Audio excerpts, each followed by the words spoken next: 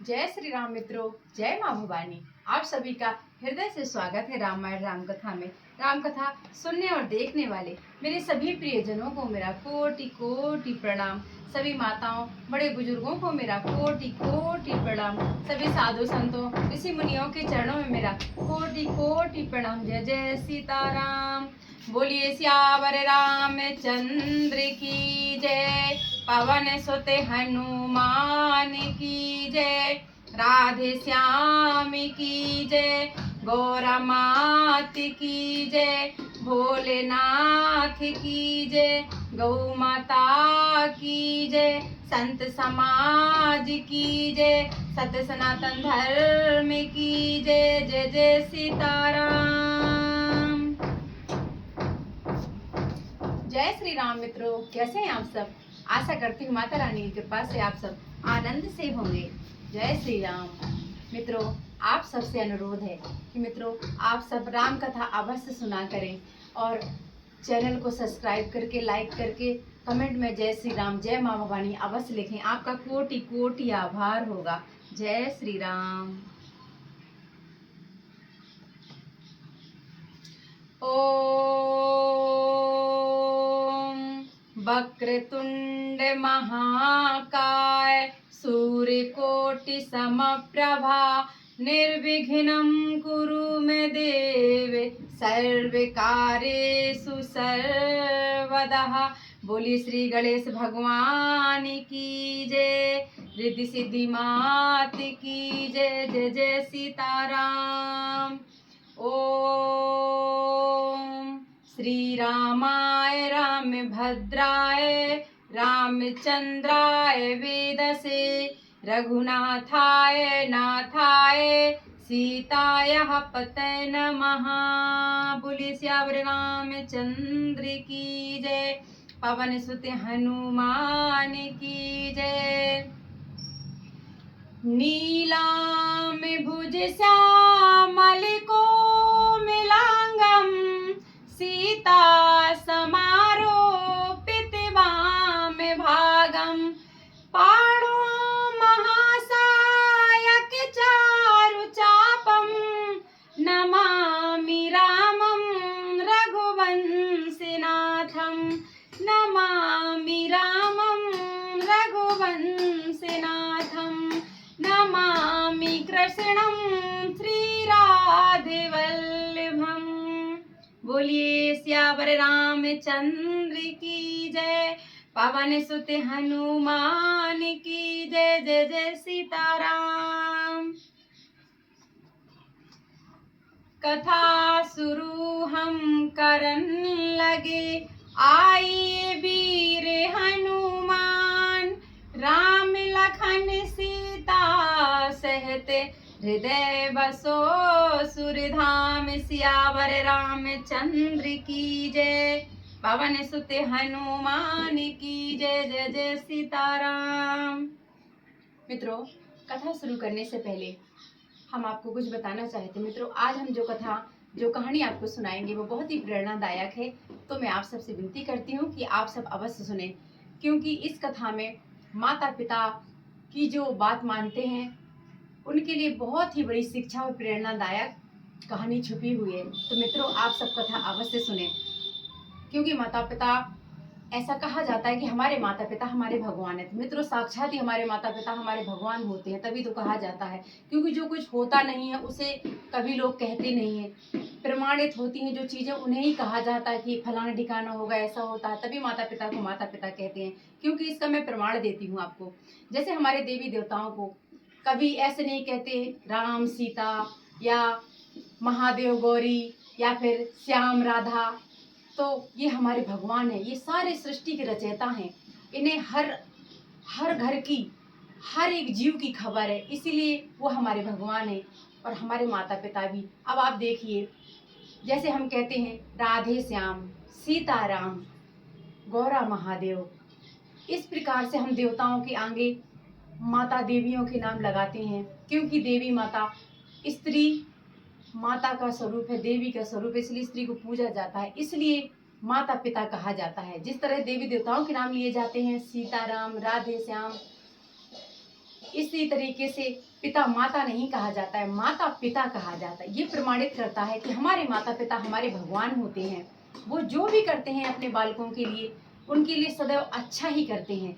इस कारण से सभी लोग कहते हैं कि माता पिता ही हमारे भगवान होते हैं। सर्वप्रथम बालकों के गुरु और भगवान माता पिता होते हैं। इसलिए मित्रों, अपने माता पिता की बात मानिए, अपने माता पिता का सम्मान कीजिए, अपने माता पिता के साथ आनंद से रहिए। और मित्रों, अपने स्मृति पर कृपा बनाए रखिए और हमारी रामकथा अवश्य सुने। चैनल को सब्सक्राइब करें और हम पर कृपा बनाए रखें। और मेरे सभी सब्सक्राइबरों को, रामकथा सुनने वाले राम प्रेमियों को, देवी प्रेमियों को मेरा कोटि कोटि धन्यवाद। माता रानी आपके जीवन को मंगलमय करे, आप सदैव प्रसन्न रहें और अपनी कृपा मुझ पर बनाए रखें। जय श्री राम। आइए मित्रों, अब हम श्री रामायण रामकथा का शुभारंभ करते हैं।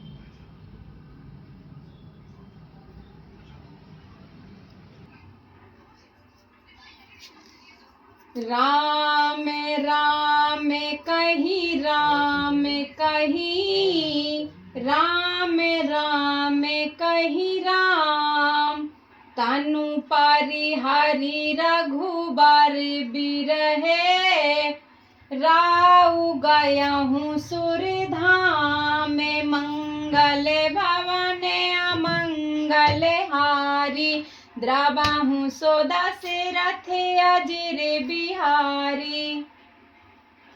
राम राम कहकर, फिर राम कहकर, फिर राम राम कहकर और फिर राम कहकर राजा श्री राम के विरह में शरीर त्याग कर सुरलोक को सिधार गए। मित्रों, आज भगवान श्री रामचंद्र जी के विरह में राजा दशरथ ने अयोध्या छोड़ दी, इस संसार को छोड़ दिया। उनका जिस प्रयोजन से जन्म हुआ था, उनका आज ये प्रयोजन समाप्त हुआ। उन्होंने भगवान श्री रामचंद्र जी के वियोग में, अपने प्यारे पुत्र के वियोग में अपने प्राणों को त्याग कर सुरलोक को सिधार गए। मित्रों, ये कथा बहुत ही लाभदायक और बहुत ही दुखी करने वाली है। मित्रों, आप इस कथा को अवश्य सुनिए। जियन मरन फल दशरथ पावा, अंडे अनेक अमल जसु छावा। जियत राम विधु बदनु निहारा, राम बिरह करि मरनु सवारा। जीने और मरने का फल तो दशरथ जी ने ही पाया, जिनका निर्मल यश अनेकों ब्रह्मांडों में छा गया। जीते जी तो श्री रामचंद्र जी के चंद्रमा के समान मुख को देखा और श्री राम के विरह को निमित्त बनाकर अपना मरण सुधार लिया। शोक बिकल सबीरो वही रानी, रूप सील बलु तेजु बखानी। करहि बिलाप अनेक प्रकारा, पारहि भूमि तल बारहि बारा। सब रानियां शोक के मारे व्याकुल होकर रो रही हैं।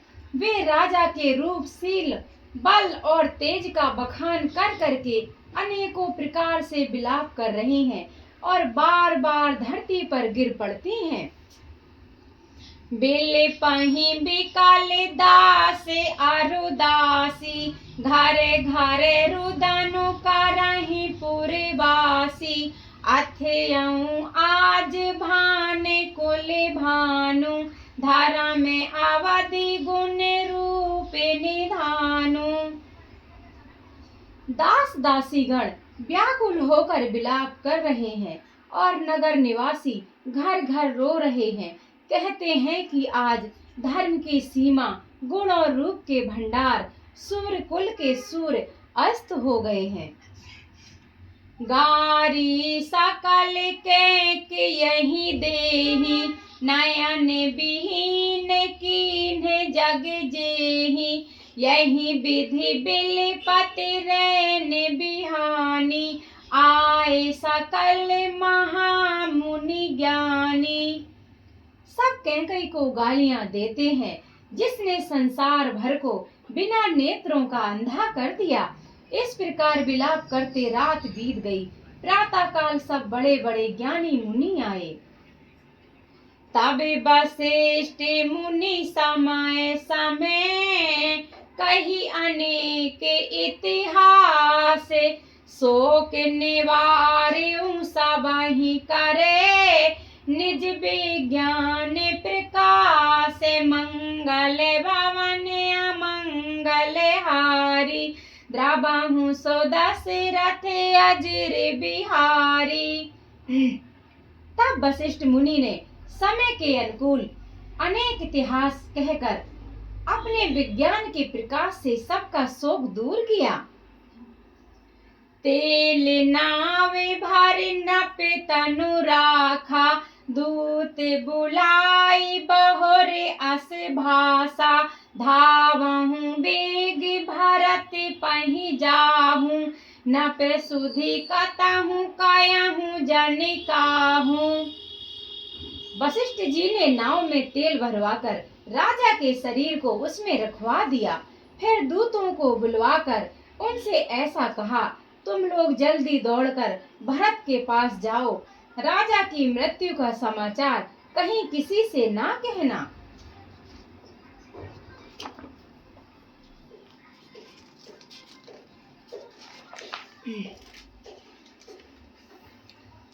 ऐतने कायहूँ भरत सन जाई, गुरु बुलाई पठियाऊँ दो भाई, सुने मुनि आया सुधावन धाये, चले बेग बर बाज लजाए।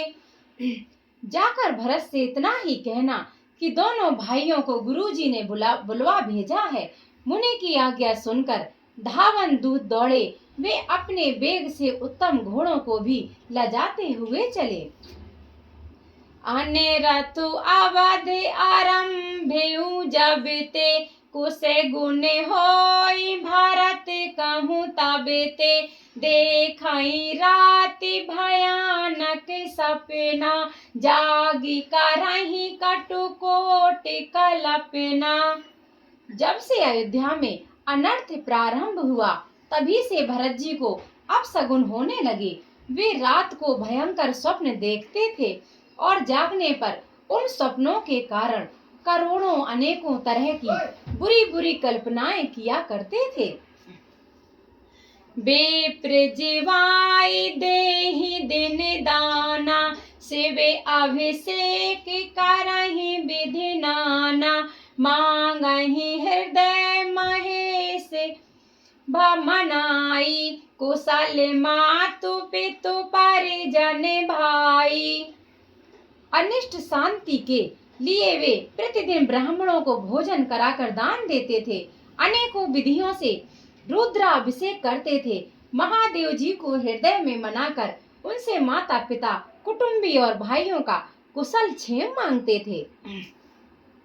यही विधि सोचते भरत मने, धावन पहुँचे आई, गुरु अनुशासन श्रवण सुने, चले गणे सुमनाई, मंगल भवन अमंगल हारी, द्रवहु सो दशरथ अजर बिहारी। भरत जी इस प्रकार मन में चिंता कर रहे थे कि दूत आ पहुँचे।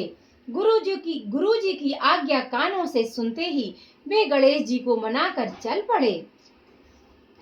चले समीर बेग है हाके, नाघत सारित सैल बने बाके, हृदय सोचे बड़े कछु न सुहाई, अस जानहि जिए जाऊं उड़ाई।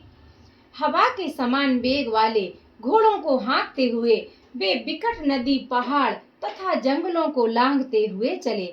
उनके हृदय में बड़ा सोच था, कुछ सुहाता ना था। मन में ऐसा सोचते थे कि उड़कर पहुंच जाऊं। एक निमेष बरस सम जाई, यही विधि भरत नगर नियराई, असे गुण होई नगर पैठारा, रटहि को भांति कुखेत करारा। एक एक निमेष वर्ष के समान बीत रहा था। इस प्रकार भरत जी नगर के निकट पहुँचे। नगर में प्रवेश करते समय अब शगुन होने लगे। कौवे बुरी तरह बैठकर बुरी तरह से कांव कांव कर रहे हैं। खरसियार बोलहि प्रतिकूला, सुने सुने होई भरत मन सूला। श्री हते सारे सारे ताबन बागा, नगर विशेष भयावनु लागा। गदहे और सियार विपरीत बोल रहे हैं। यह सुन सुनकर भरत के मन में बड़ी पीड़ा हो रही है। तालाब, नदी, वन, बगीचे सब शोभाहीन हो रहे हैं। नगर बहुत ही भयानक लग रहा है। खागे मृगे है गए जाहि न जोए, राम वियोग कुरोग बिगोए। नगर नारी नर निपट दुखारी, मनहु रवैन सब संपत्ति हारी। श्री रामचंद्र जी के वियोग रूपी बुरे रोग से सताए हुए पशु पक्षी, घोड़े, हाथी ऐसे दुखी हो रहे हैं कि देखे नहीं जाते। नगर के स्त्री पुरुष अत्यंत दुखी हो रहे हैं, मानो सब अपनी सारी संपत्ति हार बैठे हों। तोरे जाने मिलाहि न कायाहि कछु, गवहि जुहारहि जाहि। भारत कुशल पूछ न सकहि, भय विषाद मन माहि। मंगल भवन अमंगल हारी, द्रवहु सो दशरथ अजिर बिहारी। नगर के लोग मिलते हैं पर कुछ कहते नहीं। गौ से चुपके से जुहार वंदना करके चले जाते हैं। भरत जी भी किसी से कुशल नहीं पूछ सकते, क्योंकि उनके मन में भय और विषाद छा रहा है। हाट बाट नहीं जाई निहारी, जानुपुर दहे दिसी लागी दवारी। आवते सोते सुने कई नंदनी, हर सीरा बिकुल जल रूह चंदनी। बाजार और रास्ते देखे नहीं जाते, मानो नगर में दसों दिशाओं में दावा अग्नि लगी है। पुत्र को आते सुनकर सूर्य कुल रूपी कमल के लिए चांदनी रूपी कैकेयी बड़ी हर्षित हुई। सजी आरती मुदते उठे धाई, द्वार ही भेंट भवन ले आई। भरत दुखित परिवार निहारा, मानहु तुहिन बनज बनु मारा। वह आरती सजाकर आनंद में भरकर उठ दौड़ी और दरवाजे पर ही मिलकर भरत शत्रुघ्न को महल में ले आई। भरत ने सारे परिवार को दुखी देखा, मानो कमलों के वन को पाला मार गया हो। कई हर्षित यही भांति, मनहु मुदित दविलाई की राती। सुतहि ससोच देखे मनु मारे, पूछत नए हरे कुशल हमारे। एक कैकेयी ही इस तरह हर्षित दिखती है, मानो भीलनी जंगल में आग लगाकर आनंद में भर रही हो। पुत्र को सोच बस और मन मारे बहुत उदास देखकर वह पूछने लगी, हमारे नैहर में कुशल तो है? सकल कुशल कहीं भरत सुनाई, पूछी निज कुल कुशल भलाई। कहूँ कहे तात कहाँ सब माता, कहे सिय राम लखन प्रिय भ्राता। भरत जी ने सब कुशल कह सुनाई, फिर अपने कुल की कुशल क्षेम पूछी। भरत जी ने कहा, कहो पिताजी कहाँ हैं? मेरी सब माताएं कहाँ हैं? सीता जी और मेरे प्यारे भाई राम और लक्ष्मण कहाँ हैं? सोने सोते बचन सने माए, कपट नीरे भरी नैने। भरत श्रवण मन सूल समय, पापिन बोली बेन मंगल भवन अमंगल हारी द्रबहु सो दशरथ अजिर बिहारी। पुत्र के स्नेहमय वचन सुनकर नेत्रों में कपट का जल भरकर पापनी कैकेयी भरत के कानों में और मन में सूल के समान चुभाने वाले वचन बोली। तात बात में सकल सवारी भय मंथरा सहाय बिचारी कछु के काज विधि बीच बिगार्यों भूपति सूर्यपति पुर पगुधार्यों। हे तात, मैंने सारी बात बना ली थी। बेचारी मंथरा सहायक हुई, पर विधाता ने बीच में जरा सा काम बिगाड़ दिया। वह यह है कि राजा देवलोक को पधार गए हैं। सुनते भरत भय विवश विषादा जनु सह म्यों करि के हरि नादा तात तात हा तात पुकारी परे भूमि तल व्याकुल भारी। भरत यह सुनते ही विषाद के मारे विवश बेहाल हो गए, मानो सिंह की गर्जना सुनकर हाथी सहम गया हो। वे तात तात हा तात पुकारते हुए अत्यंत व्याकुल होकर जमीन पर गिर पड़े। चलत न देखन पायऊं तो ही तात न राम ही सौंपेऊ मोही बाहोर धीर धर उठे संभारी कहूँ पे तुम्हारा नुहे तुम्हें तारी। और विलाप करने लगे कि हे तात, मैं आपको स्वर्ग के लिए चलते समय देख भी ना सका। हाय, आप मुझे श्री राम जी को सौंप भी नहीं गए। फिर धीरज धरकर वे संभल कर उठे और बोले, माता पिता के मरने का कारण तो बताओ।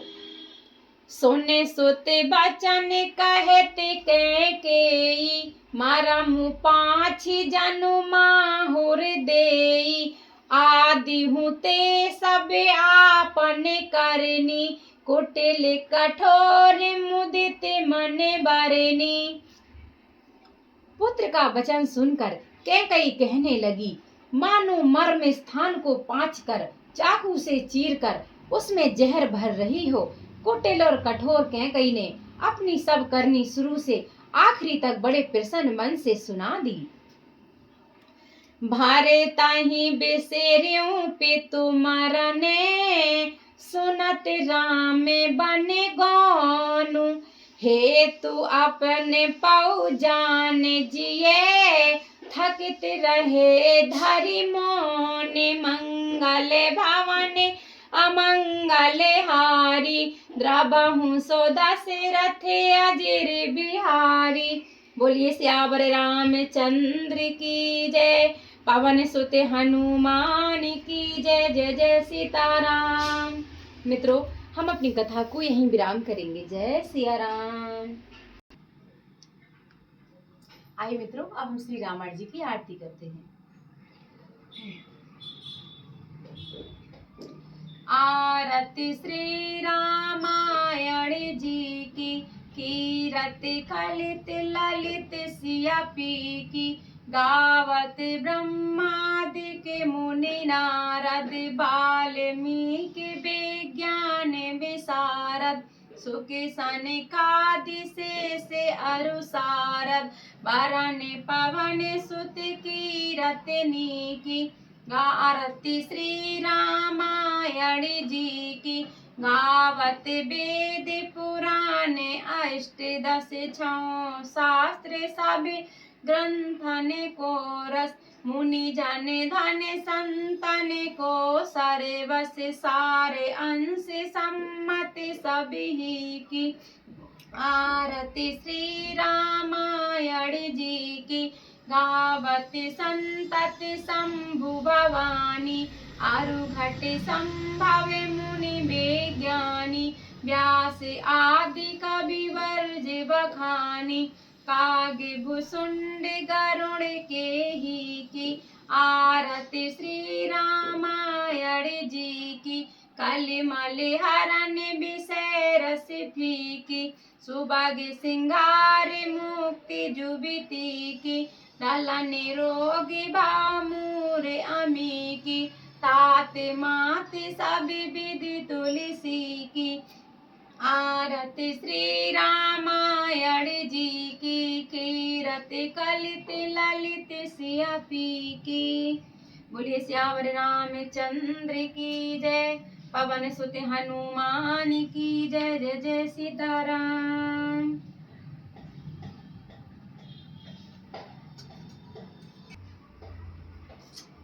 जय श्री राम मित्रों। तो आइए मित्रों, हमने शुरुआत में जैसे कहा था कि हम आपको एक कहानी सुनाएंगे, तो चलिए मित्रों, एक बहुत ही प्रेरणादायक और सुंदर सी कथा हम आपको सुनाते हैं।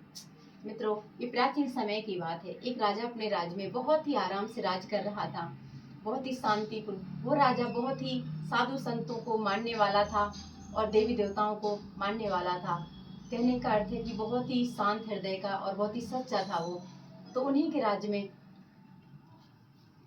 आराम से राज्य करते हुए वो राजा अपना जीवन व्यतीत कर रहा था। राजा की एक कन्या थी, राजकन्या, बहुत ही सुंदर थी। राजकन्या धीरे धीरे बड़ी हुई तो राजा ने अपनी कन्या का विवाह करने का मन बना लिया। तो राजा ने तैयारियां शुरू कर दी। राजा के महल में अपनी बेटी की तैयारियों की बहुत अच्छे से सुचारू रूप से प्रबंध चल रहा था। तो बहुत ही शोरगुल के साथ साथ, बहुत ही खुशी के साथ साथ, सजावट के साथ राजा के महल में बहुत ही सुंदर जमावड़ा लग गया लोगों का, सब चीज़ों का। तो वहाँ बहुत ही सुंदर महल को सजाया गया। तो राजा के ही राज्य में एक उनके जो गुरु रहते थे, साधु संत महात्मा, तो उन्होंने इतना कोलाहल, इतना शोर देखा कि आखिर राजा के यहाँ क्या उत्सव हो रहा है, इतना शोरगुल हो रहा है, लोग खुश हैं। तो वो महात्मा जाकर के राजा के दरवाजे पर आए। उन्होंने राजा को बुलावा भेजा। राजा ने जैसे सुना कि हमारे राज्य के महात्मा आए हैं, गुरु आए हैं, तो उन्होंने आकर के, राजा ने जैसे ही सुना, वो तुरंत राजा अपने महल से आए और ऋषि को दंडवत प्रणाम किया, यथा योग उनको आसन दिया, उनका मान सम्मान किया। और उन्होंने पूछा, महाराज आपके आने का प्रयोजन क्या है, किस कारण आप यहाँ पर आए हैं? कुछ मेरे लायक काम हो तो आप बताइए, हम वो करने के लिए तत्पर आपकी आज्ञा का पालन करेंगे।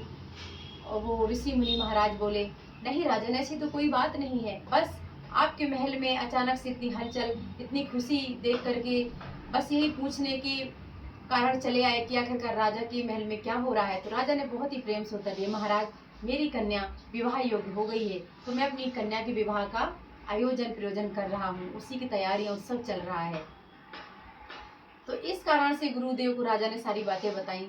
तो वो साधु संत महात्मा थे जो वो बोले कि राजन, क्या तू हमें अपनी कन्या से नहीं मिलाएगा? हमें भी तो दिखा तेरी कन्या कितने गुण से भरी हुई है, कितने योग्य है। राजा ने राजकन्या को बुलावा भेजा। राजकन्या आई। राजकन्या ने आकर के ऋषि महाराज को प्रणाम किया, दंडवत उनसे आशीर्वाद लिया और उनके पास खड़ी हो गई। एकाएक गुरु जी ने कन्या को अचानक से देखा और ऊपर से नीचे तक निहारते हुए बोले, राजन एक बात कहता हूँ, तू मेरी बात मानेगा? राजा बोले, महाराज आज तक तो ऐसा कुछ नहीं हुआ, आप एक संत महात्मा है, सिद्ध पुरुष हैं, आपकी ही बात से राज चलता है, आप जो कहेंगे वो मेरे सिरोधार है। तो वो गुरुजी बोले, राजन मैं तुम्हारी कन्या से विवाह करना चाहता हूँ। राजा ने जैसे ही ये बात सुनी, एकाएक तो वो परेशान हो उठा, लेकिन वो थोड़ा धीरज धर के सोच समझ कर बोला। उसने अपने मन में सोचा, ये पहुंचे हुए महात्मा हैं, ज्ञानदर्शी हैं, समदर्शी महात्मा हैं, इनकी दूरदृष्टि है, मैंने अगर मना किया तो ऐसा ना हो कि कुछ अनर्थ हो जाए, और इन्होंने अगर ऐसी बात कही है तो कुछ सोच समझ कर ही कहा होगा। उन्होंने कहा, जैसा आप चाहें गुरुदेव, यदि आप विवाह करना चाहते हैं तो आप विवाह कर लीजिए, परंतु हम राजाओं की, आपको पता है हर राजभवन में अनेकों अनेकों शर्त होती हैं, बालकों की शादी करने की, बालिकाओं की शादी करने की, युवराज और राजकन्याओं की। तो राजगुरु बोले, बताइए आपकी क्या शर्त है? बोले, जो कन्या, जिस हमारे राजभवन में कन्या का विवाह होता है, राजकन्या का, तो जो दूल्हा, जो बर आता है विवाह करने, वो चंद्रमा की भांति, पूर्णिमा की चंद्रमा की भांति चमकते हुए बड़े बड़े 108 मोती उनको हमें देना पड़ता है। राजा ने अपनी दासियों को आदेश दिया। दासियां चमकते हुए थाल में, सोने के थाल में बड़े बड़े मोती भर के ले आई। राजा ने कहा, गुरुदेव मैं जानता हूँ आप साधु हैं, फिलहाल फिर भी आपके लिए कुछ संभव नहीं है, आप सब कुछ कर सकते हैं, आपके लिए असंभव कुछ भी नहीं है। और ये हमें भेंट देना पड़ता है। गुरुदेव ने कहा इसमें से 2 मोती मुझे दो, मैं ऐसे मोती तुम्हें ला करके देता हूँ, ये भेंट करके ही मैं तुम्हारी कन्या से विवाह करूँगा। उस ऋषि मुनि ने उन्होंने 2 मोती ले लिए और वो वहाँ से चल दिए और ये बोल करके गए, जब तक मैं आ ना जाऊँ अपनी बेटी का विवाह कहीं मत करना। राजा उनकी आज्ञा का उल्लंघन नहीं कर सकता था। वो राजश्री मुनि वहाँ से, ऋषि मुनि वहाँ से चले गए 2 मोती लेकर के। वो चलते चलते 1 दिन बीत गया, 2 दिन बीत गया, तीसरा दिन बीत गया। वो समुद्र के किनारे जाकर पहुँच गए पहले ही दिन से, और वो समुद्र में कुछ मंत्र पढ़ते और समुद्र से पानी बाहर निकालते अपने मंत्रों द्वारा। ऐसे ऐसे करते उन्हें 3 दिन हो गए। तीसरा दिन था, उन्होंने समुद्र का पानी बहुत सारा निकाल करके ही प्रक्रिया वो कर रहे थे। तो समुद्र देवता ये सब देख रहे थे। तो पहुंचे हुए साधु संत को सभी पहचान जाते हैं। साधु महात्मा के दिमाग में, उनके मन में पता नहीं कितने आगे की बात चल पा रही हो, वो क्या सोच रहे हो, क्या सिद्ध करना चाहते हो, आम मनुष्य नहीं सोच सकते। तो इसी कारण समुद्र देवता ने तीसरे दिन उस ऋषि मुनि को यही करते देख करके वो साधु का वेश धारण करके बाहर आए और बोले, महात्मा प्रणाम। बोले, प्रणाम, आप ये क्या कर रहे हैं महात्मन? तो उन्होंने सारी बात कथा सुना दी। बोले, मुझे जो ये बड़े बड़े मोती हैं, शरद पूर्णिमा के चंद्र की तरह ये चमकते हुए मुझे 108 मोती चाहिए, और ये मोती तो मुझे समुद्र में ही मिल सकते हैं। मैं तो ठहरा साधु, और मुझे कहाँ मिलेंगे और कौन देगा? मैं अपनी शर्त के मुताबिक राजा की राजकन्या से विवाह करूंगा, 108 मोती मुझे चाहिए। समुद्र देव सुन करके मुस्कुराने लगे। बोले, यदि आप ऐसा ही करते रहेंगे तो सारी सृष्टि में हाहाकार मच जाएगी। तो बोले, कुछ भी हो, मुझे तो मोती चाहिए। बोले, ठीक है महात्मा, ऐसा करते हूँ, अगर आपको 108 मोती मिल जाए तो आप ये अपना कार्य बंद कर देंगे? बिल्कुल बिल्कुल बंद कर दूंगा, मुझे तो अपने मोतियों से मतलब। समुद्र देव ने साधु के वेश में एक बहुत बड़ी सी लहर आई उनकी कृपा से समुद्र देव की, और उस लहर में बहुत प्रकार के चमकते हुए माणिक मोती, बहुत सुंदर सुंदर मोती, जैसे साधु महात्मा ने कहा था वैसे ही आए। महात्मा ने ये देख करके खुशी के मारे 108 मोती चुन लिए और उठा के अपने झोले में डाल लिए। और महात्मा बोले, हम तो चले। समुद्र देव जो महात्मा के रूप में थे, वेश में थे, उन्होंने कहा, और महात्मा ले लीजिए। महात्मा बोले, नहीं, बस पर्याप्त है, जो मुझे चाहिए था वो मुझे मिल गया। और उन्होंने सारे मोती समुद्र देव को समर्पण कर दिए। और तीसरे दिन बीतने के समाप्त होते होते वो ऋषि राजा के दरबार पर आ गए। राजा को खबर दी, पहुंचाए, उनको खबर पहुंचाई गई कि भाई ऋषि आ गए। राजा ने ये सब समाचार सुना तो मन में थोड़ा संकोच हुआ, परंतु क्या करे, वचन तो वचन है। उन्होंने आकर के वो माणिक मोती लिए। उन्होंने कहा, राजा तेरी शर्त पूरी हो गई, अब मैं तेरी कन्या से विवाह करने वाला हूँ, साजो सामान तैयार करो, सारी व्यवस्थाएं करो। राजा बोले, महात्मा आप तो समदर्शी हैं, आप तो बहुत ही ज्ञानी हैं, परंतु मेरे मन में जब आपने इतनी बड़ी शर्त पूरी कर ली तो आप तो महात्मा हैं, ऋषि हैं, आप सबका भला चाहते हैं, मेरी एक इच्छा और पूरी कर दीजिए। बोले, साधु महात्मा बोले, वो तो ज्ञानी है। बोले, बोल अब क्या चाहिए तुझे? बोले, मेरे पड़ोस में मेरा दुश्मन राज है, उसका जो राजा था वो तो मर गया, उसका पुत्र है जो मुझे थोड़ा परेशानी होती राजकाज करने में, उसका पुत्र इस समय राजा है, मुझे उसका सर चाहिए।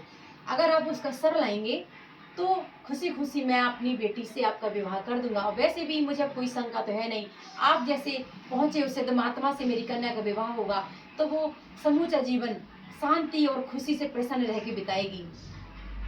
ऋषि मुनि ने बोला, ठीक है, तेरी ये भी आखिरी इच्छा मैं पूरी किए देता हूँ। वो ऋषि महाराज पड़ोसी राज्य में गए, उन्होंने खबर पहुंचाई। वहां उनका बेटा राजा था और राजमाता थी, उनके पतिदेव जो राजा थे वो गुजर चुके थे। जैसे ही राजमाता ने मुनि के आगमन की खबर सुनी, वो तुरंत गई। उन्होंने आदर सम्मान से गुरुदेव को अपने जगह, अपने महल में बुलाया, यथोचित आसन दिया, उनका सत्कार सम्मान किया। और राजमाता बोली, हाथ जोड़ के विनती करके, महाराज कैसे आना हुआ आपका यहाँ पर महल में? तो ऋषि महात्मा ने सारी कथा सुना दी। ये सुनते ही राजमाता के प्राण पखेरु जैसे उड़ ही गए हों। भला किस माता के हृदय से उसके प्राण नहीं निकल जाएंगे जब ये बात सुने कि उसके बेटे का शीश लेने आए हुए हैं। लेकिन थे तो वो महात्मा इतने ज्ञानी थे। माता ने कुछ सोच समझ करके कहा, जब इन्होंने ऐसी बात कही है, इतना बड़ा प्रस्ताव लेकर के आए हो, तो हो सकता है विधाता ने जाने कौन सी अच्छाई छुपा रखी हो इसमें, अब राम ही जाने, भगवान ही जाने।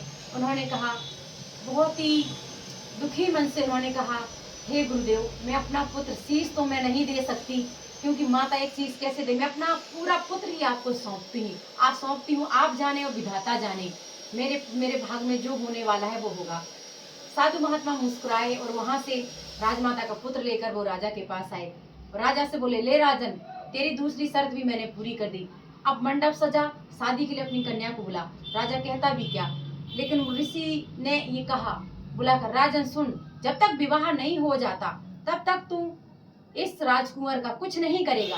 तूने जैसा बोला मैं कर लाया, तेरी हर शर्त मैंने पूरी कर दी, अपनी कन्या को बुला। कन्या को बुलाया गया, राजकन्या को फेरे वगैरह पड़ने के सब सारा साजो सामान सजवाया गया।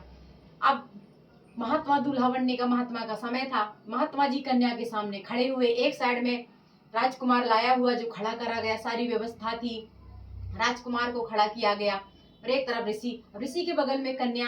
कहाँ महाराज ऋषि जपी तपी हजारों वर्ष के, कहाँ कन्या राजकन्या, सुंदर सी, सुंदर छवि, क्रांति वाली, सुंदर काया वाली। ऋषि ने अपने आप को देखा, फिर कन्या को देखा, बोला नहीं राजन, ये कन्या मेरे योग्य नहीं है, मैं इसके साथ अच्छा नहीं लग रहा हूँ। ऋषि महाराज ने कन्या को उस जो वर लाए थे, राजा का पुत्र था, जो राजा का शत्रु था, और उसके साथ में खड़ी करके बोले, राजन, इसके साथ इसकी जोड़ी अच्छी लग रही है, इसी के साथ मैं इसका विवाह कराऊंगा। राजा क्या बोल सकते, तो वो वचन दिए थे, या तो उनके साथ हो या फिर उनके साथ हो, परंतु एक इसमें छिपा हुआ रहस्य था। जो राजा की वो कन्या थी, वो मन ही मन अपने पिता के शत्रु के पुत्र से प्रेम करती थी, परंतु शत्रुता बस वो कह नहीं सकी अपने पिता से। परंतु विधाता का खेल तो देखो, कहीं ना कहीं से कैसे भी, कहते हैं जो भाग में लिखा होता है वो हो ही जाता है। साधु महात्मा के द्वारा उनका विवाह संपन्न हुआ, राजा की दुश्मनी भी मिट गई, बेटी को उसका यथा योग प्रेम करने वाला, चाहने वाला वर भी मिल गया, साधु की प्रतिज्ञा भी पूरी हो गई। तो मित्रों, माता पिता साधु संत गुरुजनों की आज्ञा इसीलिए तो सर्वोपरि होती है कि माता पिता जो करते हैं वो सब अच्छा ही होता है, साधु संत महात्मा जो कहते हैं वो सर्व यथा सत्य ही होता है। इसलिए मित्रों, अपने बड़ों का, अपने गुरुजनों का सम्मान कीजिए और अपने जीवन को आनंदमय बनाइए और अपनी इस मित्र पर कृपा बनाए रखिए। जय जय सीताराम।